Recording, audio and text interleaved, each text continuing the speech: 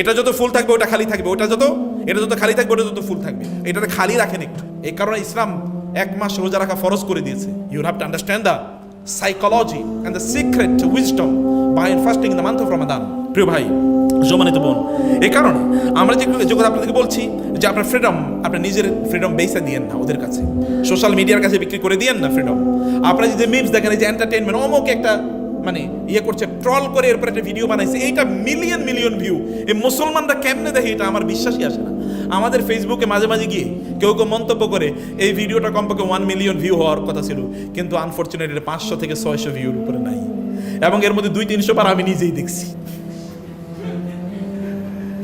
বুঝেন নাই? মানে আমি একটা এক্সাম্পল বললাম, মানে বারবার গিয়ে দেখছি কয়জন দেখে, আর ইউটিউবে তো কাউন্ট করে কতবার আইছে, ব্যাস।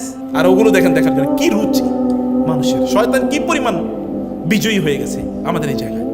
আপনি আপনার নিজের জীবন কেন বুঝবেন? ওর এটা দেখে আপনার লাভ কি? কারণ আপনি কি এমন একটা ভিডিও দেখতে পারেন যে ভিডিওতে আপনার জীবন পরিবর্তন হবে, আপনার স্কিল ডেভেলপ করবে, দুনিয়া কেমনে নিয়ন্ত্রণ করবেন লেখেন। চ্যাট জিপিটিকে বলেন আমি দুনিয়া নিয়ন্ত্রণ করতে চাই, তুমি আমার পলিসি দাও, এই পলিসি অনুসারে চলেন, সমস্যা কি? গুগলকে বলেন আল্লাহ রাসূল কিভাবে বলেছে দুনিয়া নিয়ন্ত্রণ করতে, এটা তুমি আমারে বলো। আপনি ওকে বলেন যে আমি ব্যবসা করতে চাই, নতুন কি আইডিয়া তুমি আমার দাও, ওই আইডিয়ার পেছনে লাগেন, দিন রাত কাজ করেন, কিন্তু আল্লাহরে মাইনাস করে না, আল্লাহকে ফোকাসে রেখে, যেটা আমরা আগে বলেছি, আল্লাহকে ফোকাসে রেখে এই কাজগুলো আপনারা করেন। সম্মানিত ভাইরা বোনেরা, রোল মডেল আপনার নবী কেনেন, আল্লাহ সুবহানাহু ওয়া তাআলা কোরআন কেনেন, আপনার ড্রেস, আপনার ভাষা, এগুলো সবকিছু কিন্তু অ্যালগরিদমে ছাড়িয়ে দেবেন না, এটা অ্যালগরিদমে ছেড়ে দেবেন না। আপনি কিন্তু অ্যালগরিদমের দাস না, আপনি দাস কার? রব্বুল আলামিনের দাস। আপনি ট্রেন্ডের দাস না, আপনি দাস হচ্ছেন মহান আল্লাহ সুবহানাহু ওয়া তাআলা। ট্রেন্ডের পেছনে ঘুরেন না, ট্র্যাডিশনের পেছনে ঘুরেন। ট্র্যাডিশন হচ্ছে given by Allah and the messenger of আল্লাহ।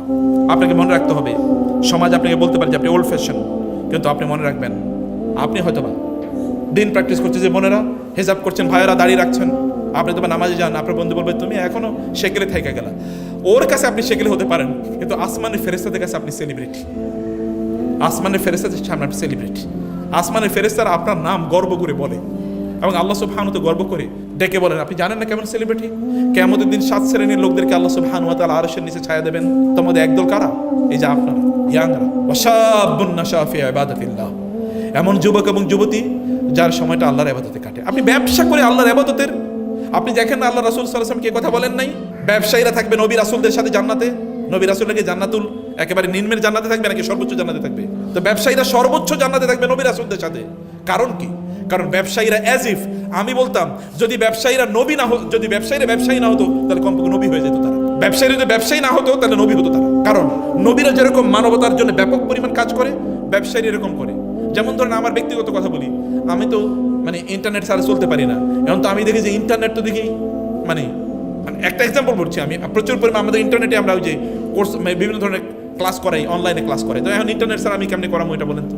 যেই ব্যবসাটা শুরু করছে ও যদি সত্যি করতে মুসলমান হতো, তাহলে তো নবীর মতো কাজ করে ফেলছে। যে বেটা ইউটিউব বানাইছে, আপনি বলেন তো 1000 কোটি ইসলামিক টেলিভিশন নামে, ইসলামিক টেলিভিশন নাম দিয়ে চালাইলে যা হতো, একটা ইউটিউব তার চেয়ে বেশি করছে কিনা? আপনাদের এখানে অধিকাংশকে যদি জিজ্ঞেস করি আপনারা দিন শিখছেন কোত্থেকে, আপনি বলবেন অধিকাংশ ইউটিউবের ভিডিও দেখা। এরকম বলবেন না আপনারা? তো ইউটিউবের ভিডিও এটি কোনো মাদ্রাসার নাম নাকি? কিন্তু এটা মাদ্রাসার চেয়ে অনেক বড় মাদ্রাসা। তাহলে এই ইউটিউবের মালিক যদি সত্যি করতে যদি দিনদার হতো, তাহলে ও জান্নাতুল ফেরদৌসে নবীদের সাথে থাকার কথা না? কথা তো। আপনাদেরকে এরকম প্যারালাল জায়গা, নবী রাসূলদের মতো সাথে থাকার মতো একটা জায়গা কিন্তু আপনাদের আছে।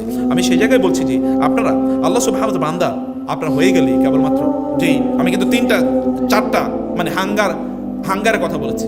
একটা হচ্ছে মিনিং, 2 নম্বর হচ্ছে বিলঙ্গিং, লাভ এন্ড বিলঙ্গিং, 3 নম্বর কি বলেছি? ফ্রিডম এন্ড ডিগনিটি, এবং 4 নম্বর যেটা বলছি তা হচ্ছে কন্ট্রিবিউশন, গ্রেটনেস এন্ড কন্ট্রিবিউশন। আপনি কি বড় কি করছেন সমাজের জন্য, আপনি কি করছেন? আপনি কোরআন ওই আয়াতটি সূরা বাকারার ওই আয়াতটি পড়েন নাই, যেখানে আল্লাহ সুবহানাহু ওয়া তাআলা বলছেন কুনতুম খায়রা উম্মাতিন উখরিজাত লিন-নাস, তোমরা শ্রেষ্ঠতম জাতি হতে পারবা যদি তোমরা মানুষের সেবা করো। শ্রেষ্ঠতম জাতি হতে পারবা কখন? যদি না মানুষের সেবা করো। আচ্ছা, আপনি অনেক বড় বিজনেস হন, তাতে কোনো সমস্যা নেই। আপনি অনেক বড় ফেমাস ডাক্তার হন, তাতে কোনো সমস্যা নেই। আপনি অনেক বড় স্কলার হন, তাতে কোনো সমস্যা নেই। অনেক বড় ইনফ্লুয়েন্সার হন, অনেক বড় মডেল হন, আমার কাছে কোনো সমস্যা নেই। যাই আপনি করতে চান, কিন্তু আপনি মনে রাখবেন আপনাকে সমাজের জন্য কাজ করতে হবে। এছাড়া আপনি কোনোদিন বড় হতে পারবেন না, শ্রেষ্ঠ হতে পারবেন না।